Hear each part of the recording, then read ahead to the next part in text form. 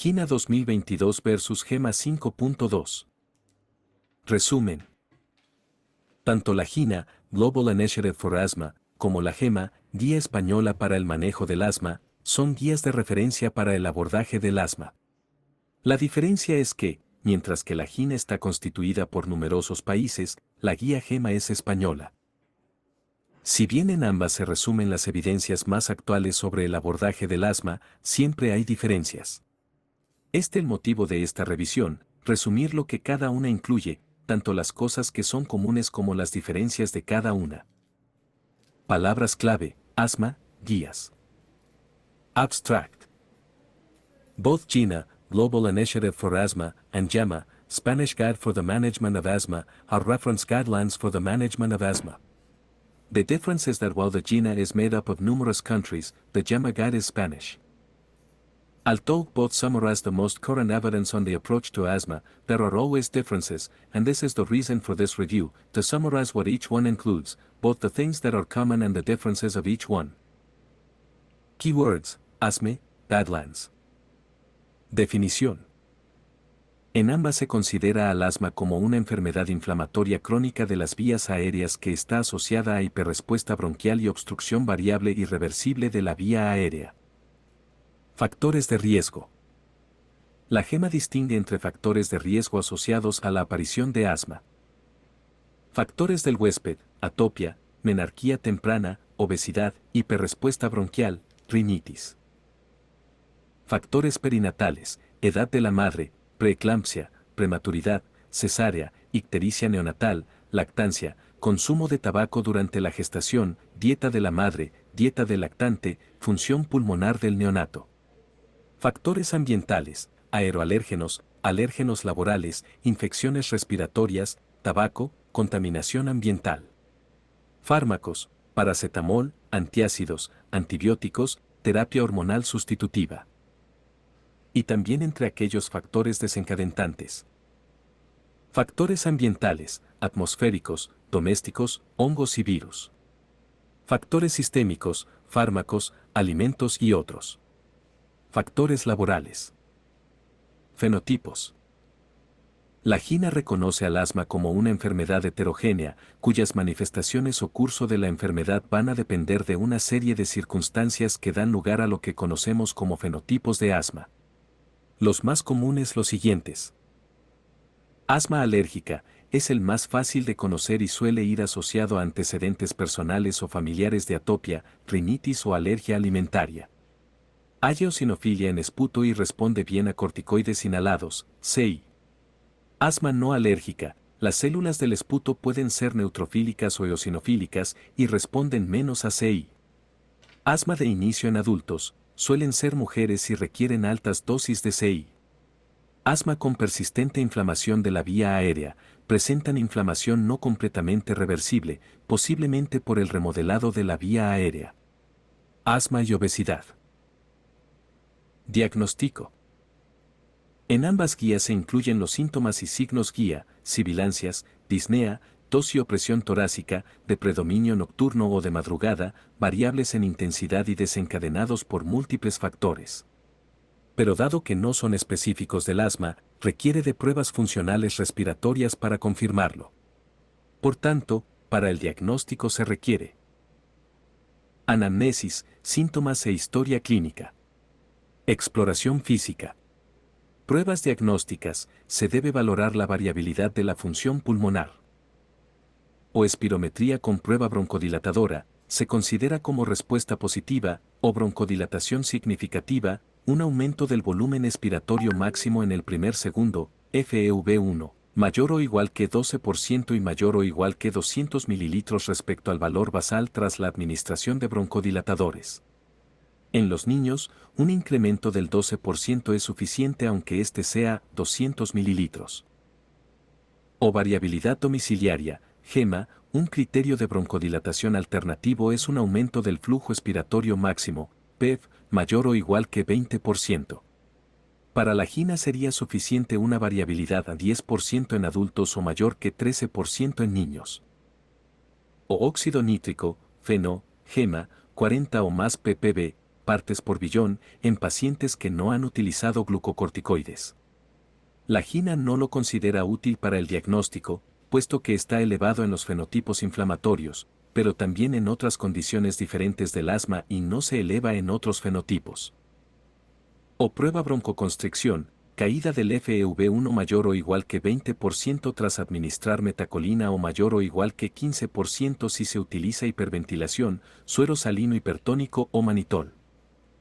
O prueba corticoides orales, GEMA, en los casos de patrón obstructivo, FEV1/FVC 0,7, sin reversibilidad y óxido nítrico 40. Se podría utilizar una tanda de prednisona 40 mg/diagonal día durante 2 a 3 semanas y repetir la espirometría, diagnosticando asma si se normaliza la función pulmonar. O test ejercicio positivo, GINA, caída del FEV1 a 10% y mayor que 200 ml en adultos o del FEV1 a 12% o PEF a 15% en niños. O test alergia, GINA, si bien la presencia de atopia incrementa la probabilidad de diagnosticar asma, solo aparecerían en fenotipo asmático y no en los restantes. Para la GEMA puede realizarse en cualquier paciente con asma, independientemente de su edad. El método de elección es la punción intradérmica o Craig Test. La determinación de AIG específica para aeroalérgenos completos es menos específica y más cara. Clasificación de la gravedad y tratamiento.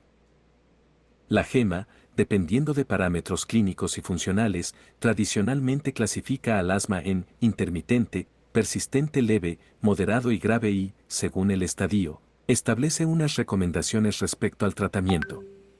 Pero aparte de la clasificación, establece como necesario conocer el grado de control para valorar la idoneidad del tratamiento. Según el grado de control, se clasifica en bien controlada, parcialmente controlada y mal controlada. Reconoce que se deben tener en cuenta las manifestaciones de la enfermedad presentes de forma diaria, control actual, como sus posibles consecuencias, riesgo futuro, agudizaciones, ingresos, etc. Para evaluar el grado de control actual se utilizan como cuestionarios validados el Test de Control del Asma, ACT, y el Cuestionario de Control del Asma, ACQ. En los niños se utiliza el Cuestionario de Control de Asma en Niños, CAN. Y respecto al riesgo de exacerbaciones, debemos tener en cuenta los siguientes para adultos y niños. Principales factores de riesgo para sufrir exacerbaciones. Fuentes GEMA 5.2. Sin control actual, ACT 20 ACQ a 1,5. Antecedente de exacerbaciones mayor o igual que una exacerbación grave en el último año o historia de asma casi mortal. No utilización de esteroide inhalado, ausencia de prescripción, baja adhesión o errores críticos con el dispositivo. Uso excesivo de medicación de rescate, mayor o igual que 3 inhaladores al año, mayor o igual que 2 inhalaciones al día. Inflamación tipo 2, eosinófilos en sangre/diagonal esputo aumentados, feno elevada. Función pulmonar, FEV1 basal bajo, reversibilidad con el broncodilatador. Problemas psicosociales, bajo nivel socioeconómico. Exposiciones, humo del tabaco, alérgenos, polución. Comorbilidades, obesidad, síndrome de apnea-hipopnea del sueño, rinosinusitis crónica, reflujo gastroesofágico, alergia alimentaria, embarazo. Factores de riesgo de sufrir exacerbaciones en niños. Fuente GEMA 5.2. Al menos una exacerbación grave en el año previo. Asistencia previa en UCI o necesidad de intubación. Uso excesivo de SABA. Síntomas persistentes y /diagonal o no controlados. Falta de adhesión al tratamiento, técnica inhalatoria inadecuada. FEV1 bajo. Prueba broncodilatadora positiva. Exposición a alérgenos en caso de alergia /diagonal atopia. Exposición al humo del tabaco. Comorbilidades, obesidad, rinitis alérgica, alergia alimentaria. Problemas psicológicos o socioeconómicos importantes. Otros, eosinofilia en sangre o esputo, elevación de la feno en revisiones rutinarias. GINA distingue entre asma leve, asma bien controlada con C y LABA, agonista beta adrenérgico de acción larga, broncodilatador de acción lenta, formoterol, a demanda o con bajas dosis de CI más ABA, agonista beta adrenérgico de acción corta. Asma moderada, asma que se controla con dosis bajas o moderadas de CI/LABA. Asma severa, asma mal controlada que requiere dosis altas de CI/LABA.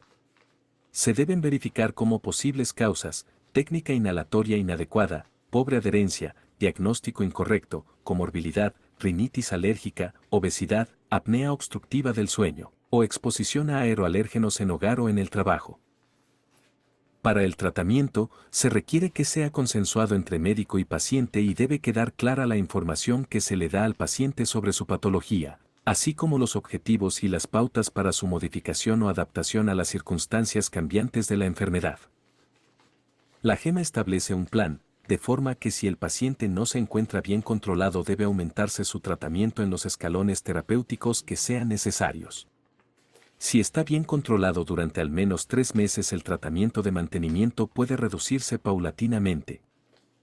Para ello disponemos de medicamentos de control o mantenimiento, se utilizan pautados de forma continua y prolongada, CI, antagonistas de los receptores de leucotrienos, ARLT, LABA, tiotropio y anticuerpos monoclonales. Medicamentos de alivio o rescate a demanda, SABA y anticolinérgicos de acción corta. Se pueden usar combinaciones como budesonida/formoterol, beclometasona/formoterol o beclometasona/salbutamol.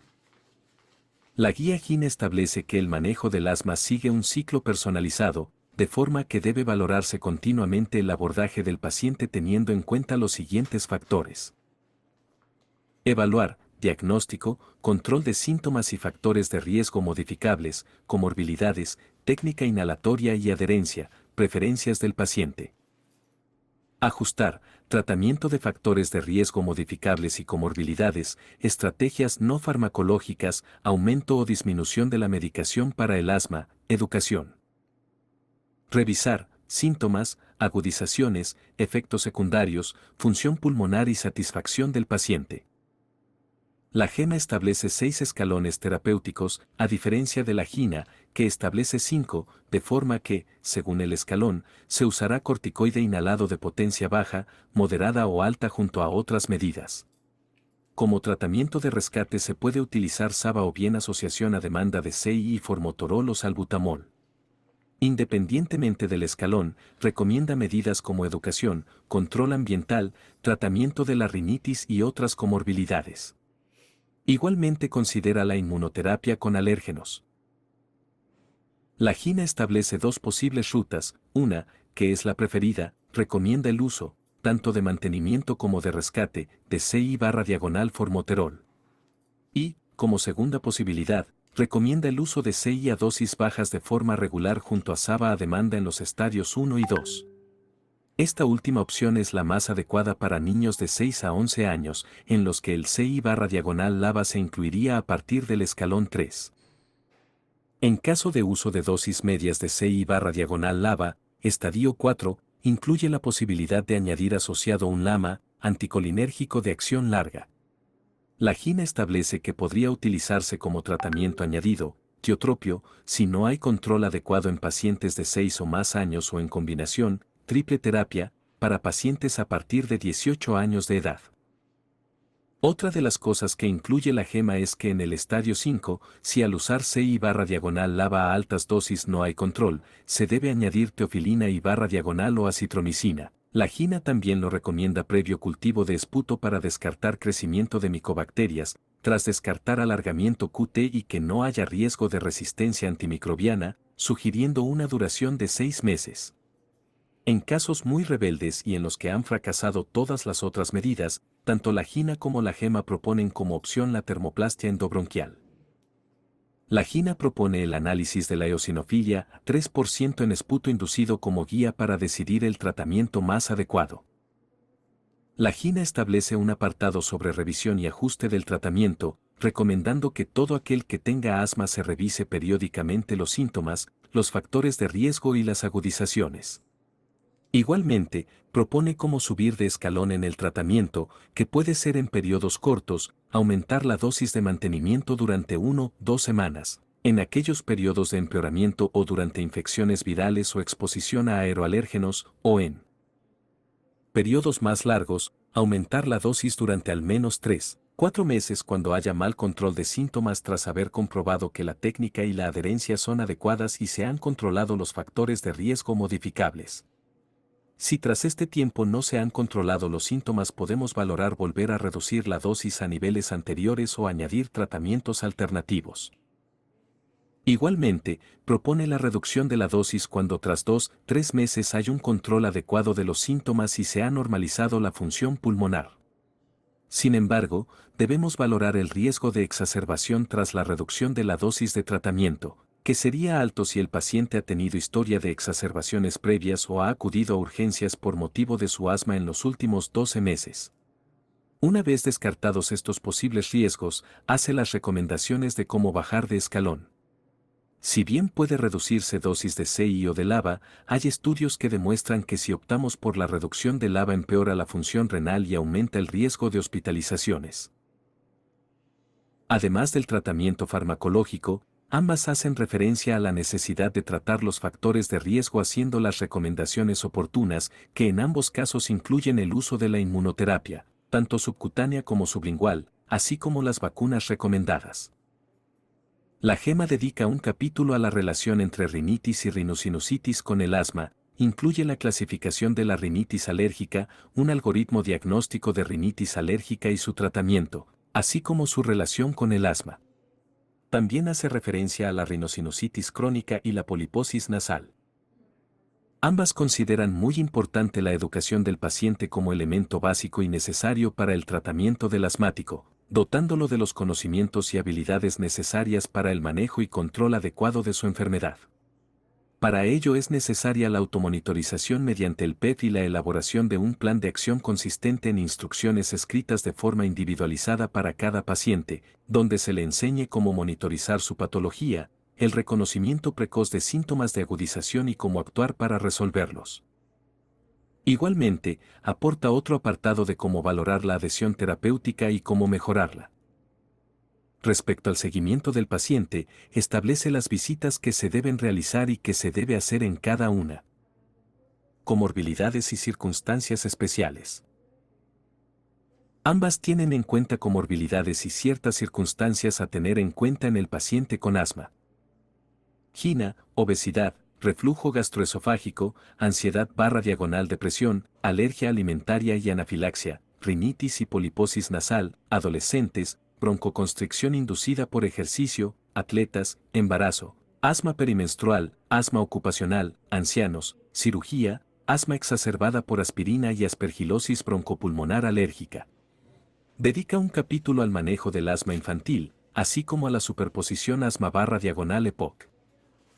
GEMA, solapamiento asma/EPOC, ACO, embarazo, asma ocupacional, inducida por ejercicio físico, asma exacerbada por aspirina, obstrucción laríngea inducible, COVID, aspergilosis broncopulmonar alérgica, granulomatosis eosinofílica con poliangiitis, síndrome hipereosinofílico idiopático. Incluye también un apartado de asma infantil, tanto en diagnóstico como en tratamiento. Asma de difícil control, asma grave no controlada. Para la GEMA el asma grave es el que precisa múltiples fármacos y altas dosis para su tratamiento, incluyendo tanto a pacientes controlados como no controlados. El asma grave no controlada, AGNC, es aquella enfermedad asmática que persiste mal controlada a pesar de estar tratada con CI/LABA a altas dosis en el último año o bien glucocorticoides orales durante al menos 6 meses del mismo periodo. Se puede medir por cuestionarios como el ACT-20, ACQ-15, mayor o igual que 2 exacerbaciones graves o haber recibido mayor o igual que 2 ciclos de corticoides orales, 3 o más días cada uno. Durante el último año, 1 más hospitalizaciones por asma grave o limitación de función pulmonar no mejorable pese tratamiento. Define fenotipos de la GNC, fenotipo alérgico, T2, fenotipo eosinofílico, T2, fenotipo no T2. Alérgica, T2. Características clínicas. Síntomas alérgicos más sensibilización a alergeno. Biomarcadores. IgE especifica citocinas Th2, periostina, eosinófilos y neutrófilos en esputo. Tratamiento. Glucocorticoides omalizumab, anti-IL-5 anti-IL-5 ralfa o mepolizumab, relizumab, benralizumab, dupilumab. Eosinofílica, T2, características clínicas, rinosinusitis crónica poliposis nasal, EREA, enfermedad respiratoria exacerbada por ácido acetilsalicílico. Corticodependiente o insensible a glucocorticoides.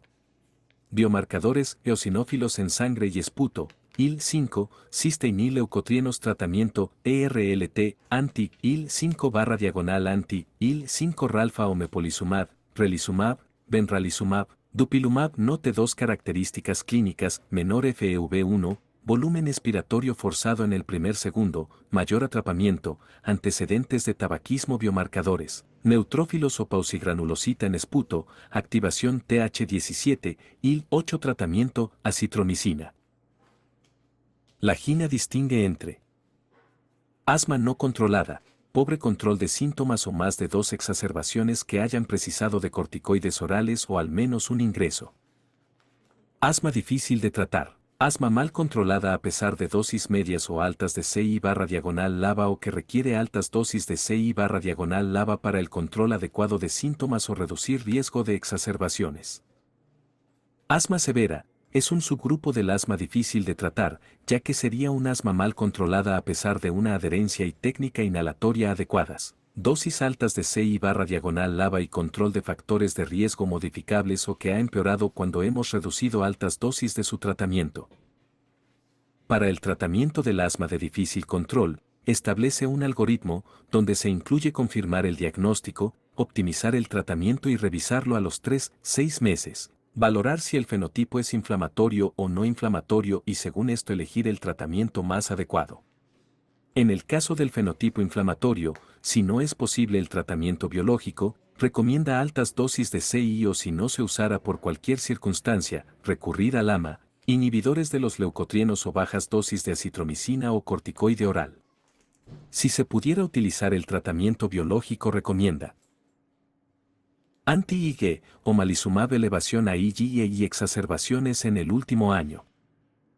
Anti-IL-5 anti-IL-5R, benralizumab, mepolizumab, reslizumab, en exacerbaciones en el último año y eosinofilia en sangre mayor o igual que 150 L. Anti-IL-4R, dupilumab, en exacerbaciones en el último año. Eosinofilia en sangre mayor o igual que 150 L y menor o igual que 1500 L o FNO mayor o igual que 25 ppm o tratamiento de mantenimiento con corticoides orales. Referencia. 1. Guía Española para el Manejo del Asma, GEMA 5.2. 2. Global Initiative for Asthma, GINA. 2022, 3.